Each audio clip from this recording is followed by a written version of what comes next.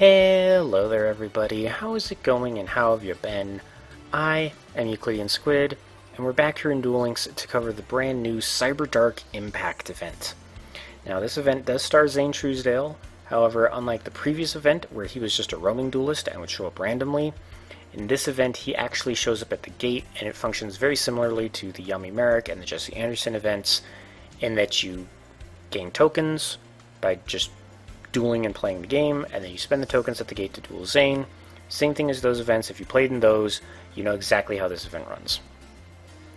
There is one additional mechanic to this event that is not in all the others. I will cover that if I set it off. Well, I'll cover it in general, but hopefully I actually activate that mechanic so I can show it. But one of the things with this event that I want to make perfectly clear right now is that at level 40, Zane is not necessarily hard to farm against, but his deck is very annoying to farm against because there's specifically 3 cards in his deck that really kind of drive me up the wall. I will cover those when we get into the duel with him. But first off, I do want to show off the deck that I made that is fairly successful at farming his level 40 stage. Now, I also want to make it perfectly clear that I do know that there are decks out there that are really, really good at farming level 40 Zane. I am not showing those off because those are laden with super rare and ultra rare cards, and as I try to do for these events, I want to try and show off a very cheap deck that many people can hopefully throw together before the event ends to try and make the most out of it. And this deck itself is actually very cheap. In fact, all the monsters, save one obvious one, can all be found in the same box at the store. Specifically, it's Primal Burst. That'll get you access to all the Cloudians and the Ladybugs in this deck. So hopefully that makes constructing this a bit easier if you happen to be short a few cards. But hilariously, this deck is actually fairly similar to the one that I was using against the roaming version of Zane when he showed up a few months ago. In that specifically it relies on the Cloudians, who cannot be destroyed in battle, to just block all of his attacks, and then to protect your own life points, you have cards that just nullify battle damage. So specifically, you have the Continuous Trap Spirit Barrier, and I don't think this is a relatively new card, but it's new for me to use it, Sanctuary in the Sky. Both of these cards will make battle damage 0. Spirit Barrier will just block battle damage as long as you control a monster, and Sanctuary in the Sky will specifically block battle damage involving a fairy-type monster, which, for whatever reason, the Cloudians are fairies. But I have both in this deck just to make it more likely that I will draw at least one of them, because the fact of the matter is that in this event, Zane can do a lot of damage very, very quickly, so I just wanted to double up, just try and up my chances of being able to block his attacks. But in terms of the monsters, you're going to primarily be relying on Cloudian Turbulence. He cannot be destroyed in battle so long as you keep him in attack mode. And the idea is, it's just as simple as that. You play Turbulence, you have either the field spell or the Continuous Trap, and Zane literally can't do anything to you at that point. None of his monsters are able to get rid of Turbulence. He doesn't have any spell or trap cards that can just destroy it off the field. So once you get any combination of those cards, either Turbulence and Spirit Barrier or Turbulence and Sanctuary in play, that's it. You don't have to worry about attacks from Zane anymore. If you don't find Turbulence right away, I did decide to add Sheep Cloud just to help absorb some attacks. Sheep Cloud can be destroyed in battle, but whenever it is, it spawns 2 tokens to help absorb some attacks as well. And then as kind of a backup to Turbulence, I have this guy, Cloudian Storm Dragon. He can't be normal summoned, and the only way to special summon him is to remove a Cloudian from play from your graveyard. So that's more than likely going to be Sheep Cloud, unless somehow a Turbulence gets discarded into your graveyard, or you accidentally switch it into defense position, or whatever. But take my I will explain this more once I get into the duel. But believe me, you will really, really want to rely on Turbulence much more than Storm Dragon. Storm Dragon, he actually does have a small possibility of destroying. So rely on Storm Dragon as an emergency backup, or if his field seems to be full of monsters and he can't play any others. Save one, which again I will get into in a moment. But those are the cards that, you know, stop Zane from attacking and damaging you. The farming strategy to the deck is to just keep these golden ladybugs in your hand, you reveal them on each of your standby phase, and you gain 500 life points for each one that you do reveal. And then you use the big divine dragon in the room, the winged dragon of Ra, on the last turn of the game. You tribute 3 Cloudians to normal summon it, you dump all of your life points into Ra, and ideally that will give him so much power that no matter what monster he attacks on Zane's field, you still deal over 10,000 damage and you win.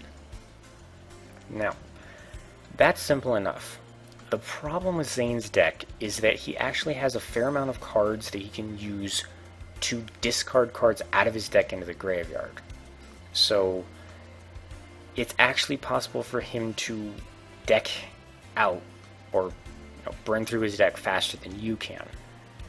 So what I've gone ahead and done is I've also added 3 good Goblin Housekeepings, so that if I do get Raw, or I do get a card that I don't really need at the moment, like say I've already got a Spirit Barrier in play and I happen to draw another Spirit Barrier, good Goblin Housekeeping will effectively let me redraw and send a card that I don't need in my hand back to the bottom of the deck. And then I also have these Pot of Benevolences that I can use to return cards from Zane's graveyard back into his deck to kind of counteract his ability to mill through his own cards. And then this card, Anti-Magic Arrows, is just here just because it's kind of a safety blanket. I don't think it's necessary for this deck, so if you don't have an Anti-Magic Arrows, don't fret. You shouldn't need it. I have it just because I'm paranoid and I don't trust the computer. But anyway. So that's the main idea of the deck. Use the Cloudians and your field spell or continuous trap to block attacks. Use the other cards to return cards back into his deck so that he doesn't run out of cards faster than you can. And then you just sit there gaining a bunch of life points until it's time to summon the big divine dragon and blow him away. So, I've tested this deck like 4 times and it's won 4 times in a row. So hopefully it will cooperate now that the camera's rolling. But we shall see. Now, as I made mention, Zane does have a lot of new cards, and specifically he does have a lot of cards that make farming him in a controlled manner somewhat difficult. This is actually evidence of how much I had to experiment with to try and find a good farming deck, is that I got so many points that I got both the sleeves and the game map before I found a respectably viable deck, and would you look at that. I have Sanctuary in the Sky, I have Spirit Barrier, and I have Turbulence. So, I'm literally set. Well, I'm set in the fact that I can stall him out. I don't know if I can draw all the cards out of my deck to maximize my points, but anyway. So, when it comes to the cards that make Zane kind of frustrating to farm, he actually already played one of them. It's this thing, Cyberdark Cannon. This is one of the cards that he can discard from his hand to take a card out of his deck. And that doesn't sound that bad, but he does have 2 Cyberdark Cannons, so that's effectively 2 extra draws he can do. And then Cyberdark Cannon actually has a counterpart card called Cyberdark Claw, which can basically do the same thing. He discards it and he takes a specific card out of his deck. Now, the main difference between the two is that Cannon, when he discards it, he gets to add any machine-type Cyberdark monster from his deck to his hand, and he has a lot more of those than the Cyberdark spell trap cards that Claw lets him search for. So, odds are, if it's getting towards the end of the duel, he's less and less likely to actually be able to discard Cyberdark Claw to find a Cyberdark spell or trap card, just because I think he's only got 2 in his entire deck. And there's his new ace monster. I will get to that shortly. I just need a little bit of water. Okay. But Cyberdark Cannon and Cyberdark Claw are the two main reasons why I have so many cards in my deck that can send his cards back to his deck, like Pot of Benevolence, or let me draw more.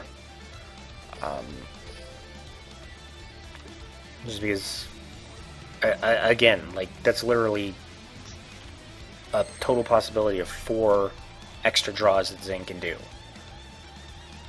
So, you know, it's if you're trying to go for maximized points and, you know, to draw all the cards out of your deck before you actually end the duel, it makes it kind of difficult. Now, the other card in Zane's deck that makes him frustrating to deal with, besides the Cyberdark Searchers, is a very obnoxious little dragon called Exploder Dragon. And he's summoning another Cyberdark Dragon. Okay, anyway. Now, Exploder Dragon, at a glance, doesn't seem that dangerous. It's a tiny little dragon, 3 stars, 1000 attack, 0 defense. The problem with Exploder Dragon is that whenever it's destroyed in battle, it destroys whatever monster destroyed it. And what's more is that when it attacks, neither player takes battle damage.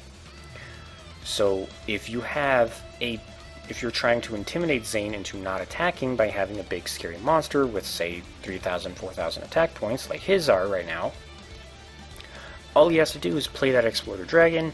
He can crash it into your big scary monster, he isn't hurt, your big monster is destroyed, and then he just gets to start clawing your face off. So that was the other problem with this deck, is that Exploder Dragon was just destroying everything. Like, it wouldn't not be a nuisance, basically.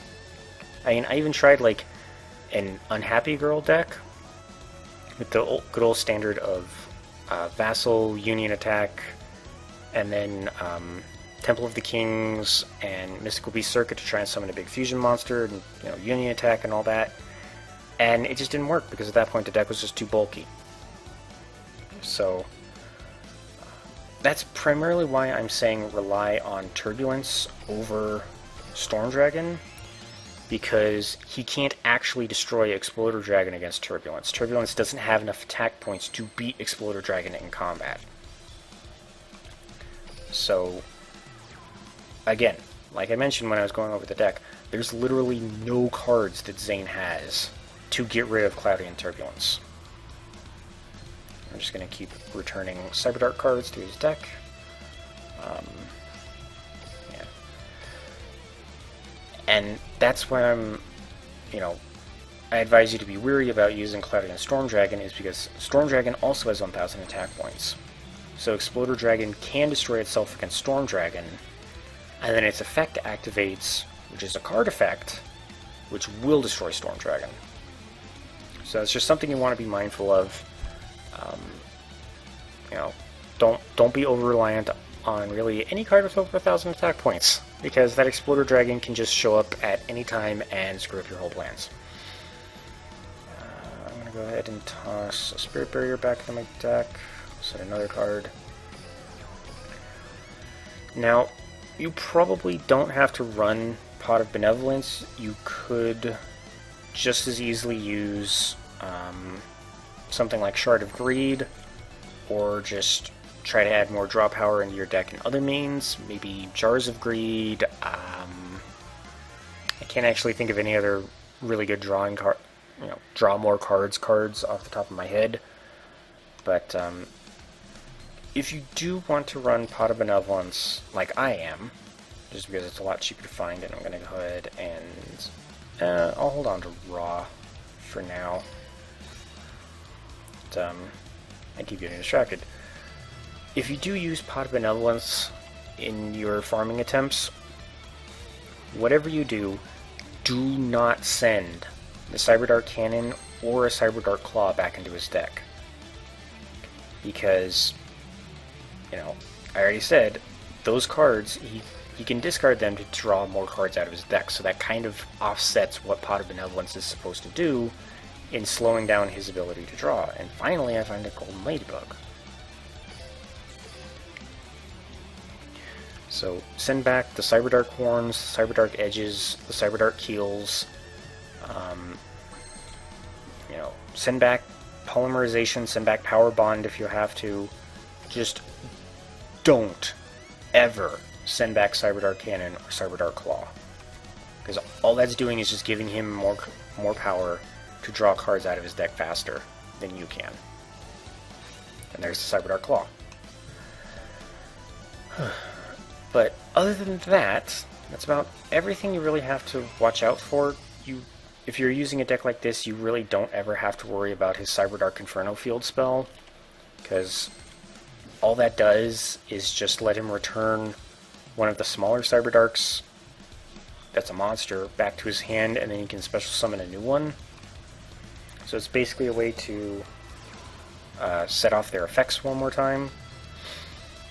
But otherwise, if you use a deck just like this, you know, you rely on Cloudians and stuff to kind of attack lock him, you don't have to worry about it, because all he's going to do is just like send a Cyberdark Horn back to his hand, and then just summon it again. And he's going to be right back at square one, and he can't do anything. So you don't have to worry about the field spell. You really shouldn't have to worry about any of his other monsters aside from... I mean, if you're using a deck like this, you really don't have to worry about any of his monsters. But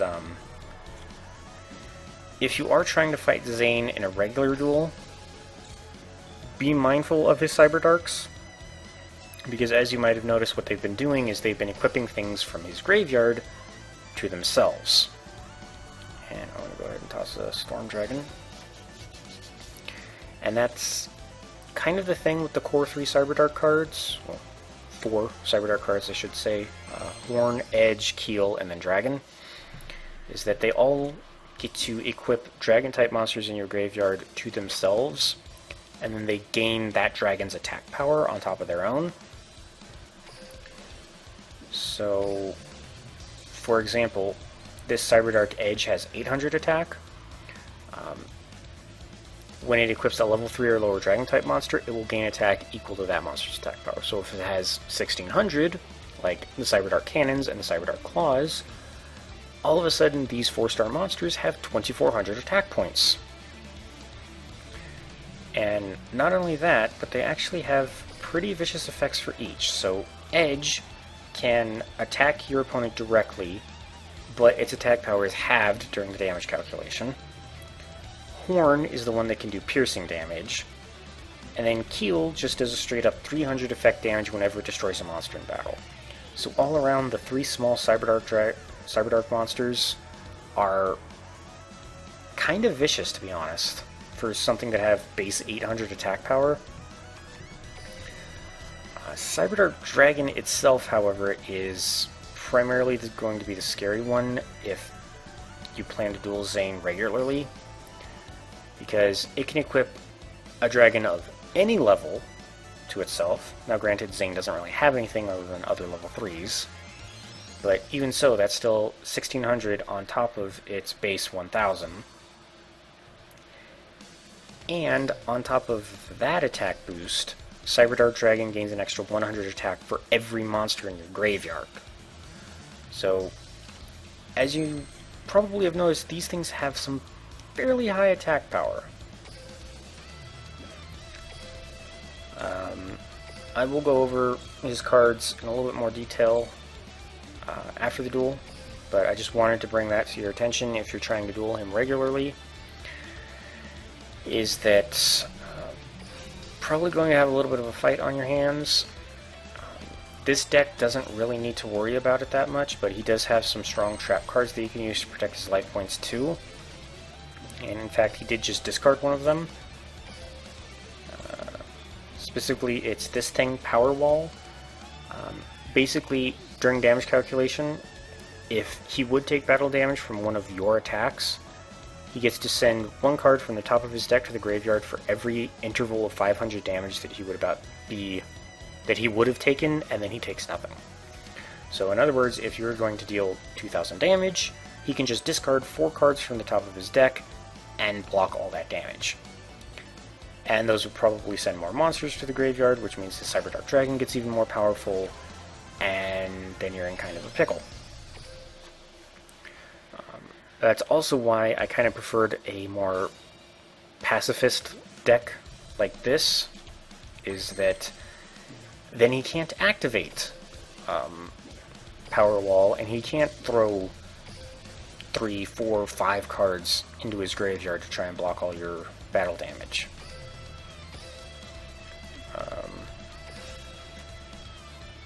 Let's see, what other cards are in his deck? He has a Polymerization. There's one of the Exploder Dragons, actually. But he has Polymerization to create Cyberdark Dragon. He has his signature card, Power Bond, which can only be used to fusion summon machine-type monsters, but it doubles their original attack power, though you do take their original attack power as damage to your life points at the end of the turn that you use it. So, a little bit of a double-edged sword. Not that bad for Cyberdark Dragon, considering its base attack power is just 1,000. But, again, if you're planning to duel him in a more standard fashion, that's probably something you want to watch out for. And then, the last means he has to summon Cyberdark Dragon is actually a card you can get from him called Cyberdark Impact. It's actually a really powerful fusion card, even though it can only work with Cyberdark Dragon, and I will be covering it very momentarily because it's the end of the duel. And I can go ahead and summon this big, scary Divine Dragon. And I have just enough to do over 10,000 damage to him. And I'm going to activate Anti-Magic Arrows just to make absolutely sure he can't screw this up. Just going to attack the weaker Cyberdark Dragon, 11,000 damage, successful for him. So, there you go. Ugh. I feel like I've been kind of scatterbrained throughout this whole episode, and if I seem to be kind of jumping back and forth from topic to topic, I apologize. Like, I've just been kind of everywhere today. Oh, cool, I got a Cyberdark Dragon as an event reward. Sweet. Alright. Yes, and I triggered the extra mechanic. Okay, good. So, where was I going? Oh, yeah. So, the Cyberdark Impact card, I'm just going to go ahead and go here really quick, just so I can show it. Here it is. So, Cyberdark Impact is like a supercharged version of Polymerization, specifically for Cyberdark Dragon. Basically, when you activate this spell, you can return one Cyberdark Horn, a Cyberdark Edge, and a Cyberdark Keel, either from your side of the field, from your hand, or from your graveyard back into your deck, and then special summon Cyberdark Dragon from your extra deck, with the special summon being treated as a fusion summon. So in other words, if you have all 3 parts to Cyberdark Dragon basically anywhere outside of your deck, Cyberdark Impact will let you combine them to make the dragon, regardless of where they are. So, very powerful spell for one specific monster. Not sure how good it is, but I am actually a little bit interested in using the Cyberdark monsters, so we'll see where it goes depending on how kindly Zane wants to be, because I'll just show this off here. I have won 2 horns from him, I've won 3 keels, and 6 edges. Not even joking, up until my farming experiments today, the only super rare I had ever gotten from this guy was an edge, and I had 3 of them. I was already done with edge before I even started having to farm, and he keeps giving them to me. Anyway, enough about that. That was pretty much all the cards. He does have 2 more, which I will show off because I just remembered that they exist. But one thing I wanted to bring up is part of the reason I was using Chaz is because I happen to have unlocked the Draw Sense Water skill for him, and I just wanted that as a little bit of extra insurance in case the deck proved to be very uncooperative and didn't want to give me a Cloudian and I got hit a few times. But in theory, you should be able to use that deck with anybody regardless of their skill. I'd recommend a Draw Sense Water or arguably a Draw Sense low level if you really want to set a skill just as some extra insurance. But that's up to you. Again, it can probably be run just fine without a skill. I haven't needed to use the skill once since I started farming with it, so just giving you that little heads up. But anyway, the bonus mechanic for the Zane event is that at certain point intervals, Zane will challenge you to an underworld duel. And basically, in this special variant of a duel, you can pick his level, either 20 or 40, and based on that, you get a bonus amount of points if you win. As you can see, if you pick the duel his level 20, he will give you 2,000 extra points when you win. If you beat his level 40, you get 4,000 extra points when you win. Now, one important thing to note, the deck he uses in the underworld duels is not the same one that he uses at the gate. It is very slightly different, but it is still necessarily different, so I cannot guarantee how well this deck is going to do against him. And in fact, I'm just going to go ahead and change it to a deck that I have been using, that I know works very well, because it's just a deck meant to duel normally. It's just this Gem Knight deck that I've been experimenting with. I'm not going to show the details to it on screen or anything. It's just, I don't want to use my farming deck. I don't know how good it is against him in here, but really, if you win against level 40, that's 4 extra rewards right off the bat, so you really don't even need to use a farming deck against the underworld duels. Now, really quickly, while I'm thinking of it, the other cards that are new that you can get from him, I think he already gave out Damage Polarizer in his previous events, but basically this is a trap card that you can activate if an effect that it deals damage is activated. Excuse me. And Damage Polarizer basically negates the effect damage, and then both players get to draw a card. But in terms of his new cards, he also gives Ruthless Denial, a spell card that basically lets you select one monster you control, send it to the graveyard, and then you send one random card in your opponent's hand to the graveyard. So this can actually work very well for any monsters that like to be sent to the graveyard through card effects. Likewise, if your opponent has equipped your monster with something that you don't want, like say Mask of a Cursed, you can use the Ruthless Denial to just get rid of that monster and the equip spell. But other than that, I can't really think of a good use for it. He also gives out Cyber Ouroboros. It's a relatively weak machine, but if this card is ever removed from play, you get to send a card from your hand to the graveyard to draw a card. Kind of okay. I mean, you can use them as just general machine-type fusions for a fusion gate. That'll get him to be removed from play, but I can't really think of how else you'd remove this thing from play. It is a dark attribute, so maybe there's some dark synchronicity there. And then he also gives out this Lizard Soldier. This thing's really not that great. I have a feeling that they only added it as a card reward, specifically because it is a level 3 dragon-type monster with a fairly okay attack power. So it's meant to be something for you to use if you don't happen to have any other level 3 dragons, so that you can make good use of the Cyberdark Horn, Edge, and Keel. Because basically, when one of these guys equips Lizard Soldier, they get 1900 attack, which is very respectable for a 4-star monster. And one thing I actually forgot to mention is that for each of these monsters, including Dragon, if they would be destroyed while they have a monster equipped to them, they can ditch the equip card and survive the destruction instead. So, very good, very persistent. Again, if they do get attacked twice in the same battle phase, then you're kind of out of luck, but if your opponent only gets off one attack, you do have time to put them into defense mode before they manage to deal a hefty chunk out of your life points.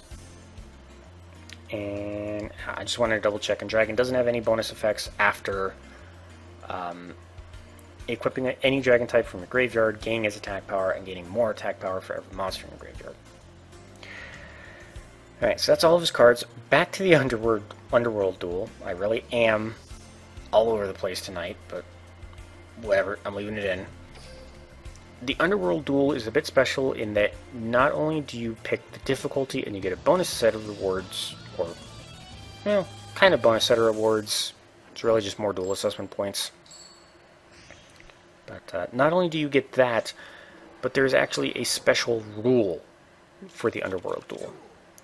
Specifically, Zane has this weird ability called Electrodes that gives you 3 Underworld counters. And the way that these counters work is that anytime you take damage, you lose a counter. Doesn't matter how much, doesn't matter how it came from, if it was battle damage, if it was effect damage, 50 points, 1,000 points, 2,000 points, it doesn't matter. Anytime you take damage, you lose one of these Underworld counters. I'm just going to go ahead and use a widespread ruin just to get rid of that Exploding Dragon so that I don't have to worry about it.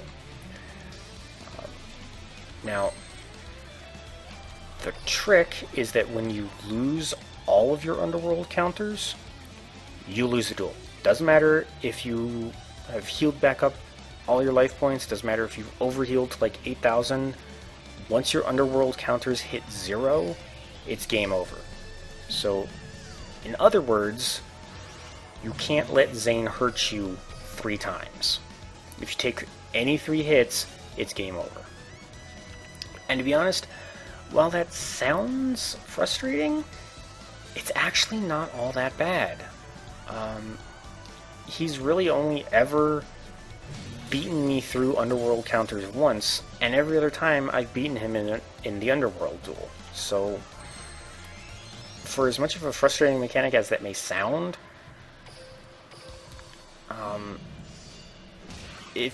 if you just have really a half-decent deck or anything, you really don't have to worry about him that much. I don't know why I didn't activate Floodgate. Why didn't I activate Floodgate? Well, there you go. That said, probably going to lose this time after I shot my mouth off. And in fact, I am, because I don't have any rocks. So, cool. After running my mouth about how you don't have to worry about Underworld counters and all that, I go and lose because of it. But at least this does highlight something that I almost forgot about. In these Underworld duels, beware of that Cyberdark keel. Seriously. As you saw, if it attacks something in attack mode, not only do you lose a counter due to the battle damage, you lose a counter because of the effect damage that it deals to you afterward anyway. Hey, cool, I got my 3rd horn. Awesome. Well, again, attention span of a squirrel tonight. Yeah, so really, keel's probably going to be your main threat in the Underworld duels, just because it can do, 2 kinds of or 2 kinds of damage in short succession, so it can burn through your counters really, really fast. Really, that was just me being stupid. I should have just floodgated the damn thing, but it's 1:45 in the morning, and I've been tired all day, so what do you expect? I'm just glad that I was able to show off a successful farming with the deck, and show off all the features to the event.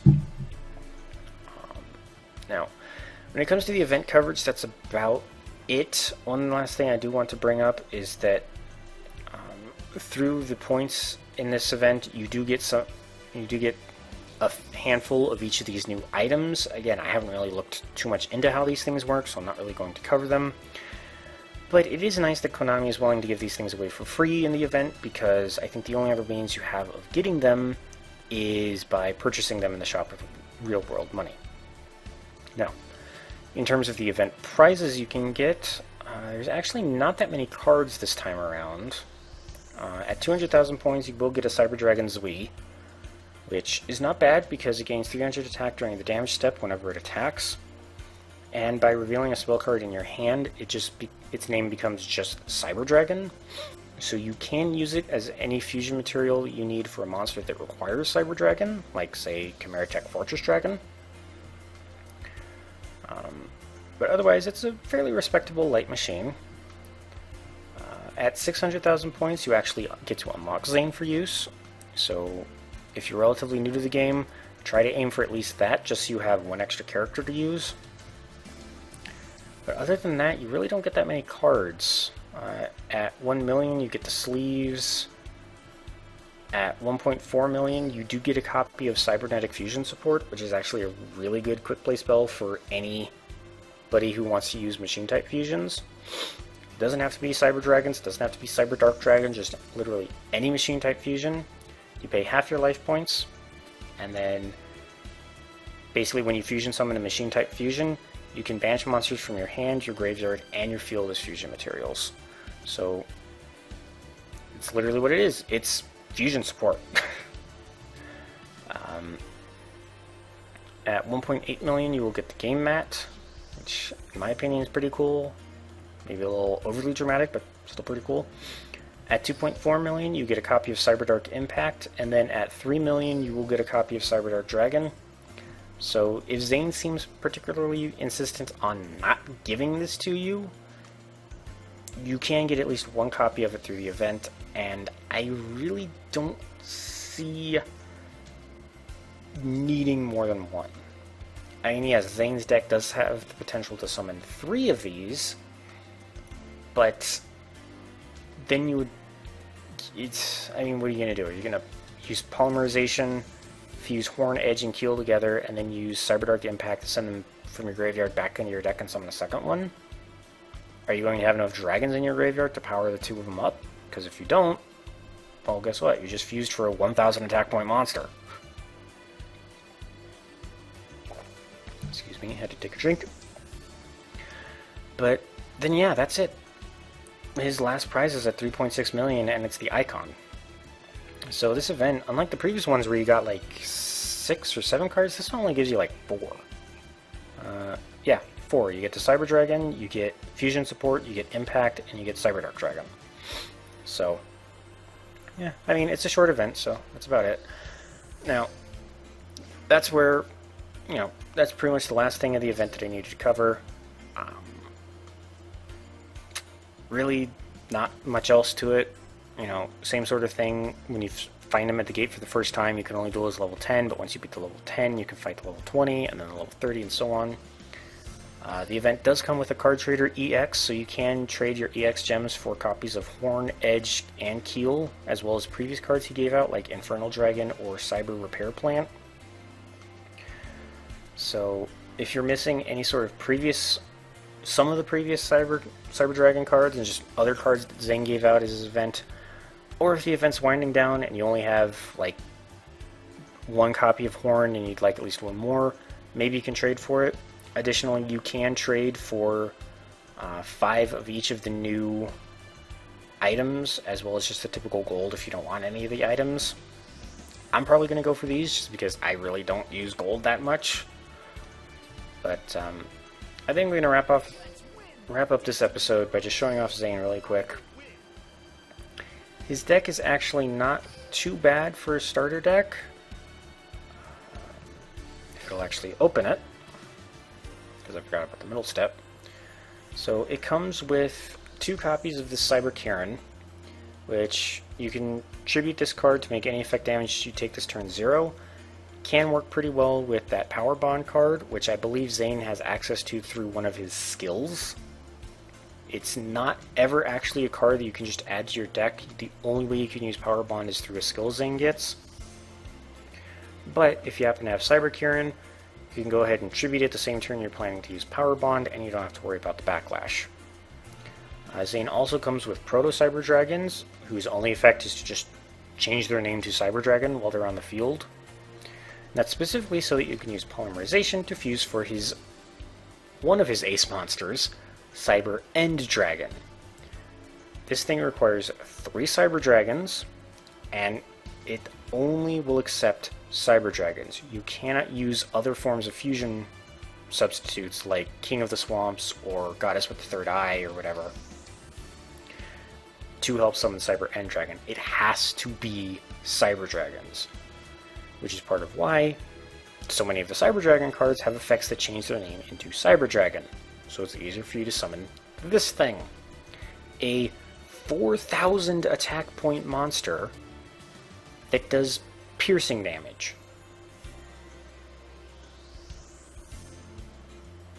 Just go ahead, let that sink in. 4,000 attack point piercing damage. And here's the other scary thing. Power Bond doubles your attack power. So think about that. 8,000 attack points piercing. that's basically a game ender if it goes through. But otherwise, he just kind of has junk, just like any other real starter deck. I mean, they're kind of okay for really, really early game, but you'll rapidly get cards that outclass these things. But Zane actually does get a few interesting cards while he's leveling up. You do get a Cyber Ouroboros while he's through leveling, so you should get more than enough of these things just by playing in the event, but you will get one just for leveling Zane up to level 3. At level 4, he will get Draw Sense Light. At level 7, you get a copy of this Cyber Phoenix, which fairly interesting monster. It's a fire machine with 1200 attack points, and sorry. Oh, my throat's been fighting with me recently. Anyway, while Cyber Phoenix is in attack position, you can negate any spell or trap effects that target exactly one machine-type monster you control. So, a little bit dangerous to keep something with 1200 attack points in attack mode, but it does mean that you do get to block things like enemy controller, for example. And additionally, when Cyber Phoenix is destroyed by battle, you get to draw a card. So if you don't really care too much about the first effect, you can go ahead and set this thing in defense mode, and if your opponent does destroy it, you get a free draw. So, fairly okay card, in my opinion. At level 10, you get a copy of his Ruthless Denial. At level 11, you get this weird trap card called Cyber Network. It's a continuous trap card that destroys itself during your third standby phase after you activate it. And once per turn, if you have a Cyber Dragon on the field, you can banish any light machine type monster from your deck. When Cyber Network is sent from the field to the graveyard, you can special summon as many of those banished light machine type monsters as you can, and if you do, you destroy all other spell and trap cards you control as well. Any monsters special summoned by this effect cannot activate their effects, and you are not allowed to conduct your battle phase the turn that Cyber Network summons all these monsters. So, very weird card. It does let you flood the field with light machines, but you're not allowed to attack. Their effects are negated, and you lose all your spell and trap cards. So, kind of a situational card, probably fairly difficult to use, but I imagine the payoff can be pretty good. I don't know off the top of my head what the strongest light machine type monster in the game is. I know that regular old Cyber Dragon isn't available, so I don't know exactly what you're supposed to combo with this thing, but don't know. At level 13, you get a skill Cyber Style. I think this might be the one that adds Power Bond to his deck. I'm not sure. At level 14, you get a copy of Evolution Burst. If you control a Cyber Dragon, target any card your opponent controls, destroy that target, and then all your Cyber Dragons are not allowed to attack this turn. So, again, works very well. Proto Cyber Dragon counts as a Cyber Dragon. A lot of the other Cyber Dragons can change their name. So, Evolution Burst is going to be a very easy card to play if you run a lot of those Cyber Dragons. And, hey, I mean, a free just destroy any card you want. You can take out Amazon's Onslaught, you can take out your opponent's big scary monster, face up, face down, doesn't matter. Evolution Burst just destroys it. Level 16, you get another Cyber Phoenix. At level 18, you get a card that was not available before, actually. You get Cyber Dragon Dre. I'm probably mispronouncing that. Don't care, I'm tired. When you summon Dre, you can make all Cyber Dragons you currently control become level 5. Not entirely sure the meaning of that effect, but whatever. You cannot special summon any monsters during the turn you activate this effect except for machines. If this card is banished, you can target one Cyber Dragon you control. It cannot be destroyed by battle or by card effects this turn. And this card's name becomes just Cyber Dragon while it's on the field or the graveyard. So this guy actually has very, very strong synergy with Cyber End Dragon, in that you play him and he becomes a just Cyber Dragon, so you can fuse with. And if you use something like Fusion Gate or Cybernetic Fusion support to banish this thing during the fusion process, you can make your Cyber End Dragon completely immune to being destroyed by card effects during the turn. So, again, kind of scary. 4,000 attack point monster that is immune to being destroyed by card effects for one turn. At level 20 you get Heavy Starter, which I believe means that if you have multiple high-level monsters in your deck, you have a higher chance of starting with one in your hand. At level 21 you get another Evolution Burst. At 23 you get another Cyber Network. At 25 you get another Dre. At 30 you actually get a second copy of Cyber End Dragon. At 33 you get a third Cyber Phoenix. At 35 you get your third Evolution Burst. For some reason at 38 you get a third copy of Cyber Network. So it's making me think that this card is actually very powerful, and I'm just not seeing how it's supposed to be used, but I don't really know. At 40 you get a third copy of Dre, and then at level 45 you get Future Fusion. For anybody that doesn't know, this is actually a really strong card. Very easily destroyed by Spell Trap Destruction, which kind of renders it moot, but if you do manage to protect it, it is incredibly powerful. Basically, when you activate Future Fusion, during your first standby phase after this card has been activated, you show one fusion monster in your extra deck, send the fusion materials listed on it from your main deck to the graveyard. During your second standby phase after it's been activated, you fusion summon that fusion monster from your extra deck and basically equip it with Future Fusion. So in other words, it's kind of a delayed polymerization, but you can fuse using any monsters that are still in your deck. So if you have a deck that is laden, actually no, it won't work with Cyber End Dragon because Proto Cyber Dragon and Cyber Dragon Dre become, their names change when they're on the field. But this actually works fairly well with, say, the Cyberdark Dragon, for example. And that you use Future Fusion, reveal Cyberdark Dragon, send Horn, Edge, and Keel into the graveyard, and then start of your next turn, Cyber Dragon pops onto your field. And then you can just go ahead and use Cyberdark Impact, send Horn, Edge, and Keel from your graveyard back into your deck, and fusion summon a second Cyberdark Dragon. Again, if you have dragons to power them up. But the main downside to Future Fusion is that whenever Future Fusion leaves the field, the monster summoned through its effect is also destroyed, and likewise when the monster is destroyed, Future Fusion self-destructs. So if your opponent targets it with any kind of spell or trap destruction, and successfully just breaks it, your big fusion monster is destroyed as well. So that is the main downside to Future Fusion. But again, if you have some means of protecting it, very good card for fusion decks. But other than that, Zane gives out the typical gems and coins and extra deck slots and all the other stuff. So that's pretty much everything that has been introduced with the Cyberdark Impact event. It's taken me 48 minutes to go through it all because I've been rambling and I've been tired, and what else is new? What else do you... I'm always rambly, I'm always tired, so with that, thank you all so much for watching. I hope you all had a great time, and I hope you all have a great day. And I will see you all next time.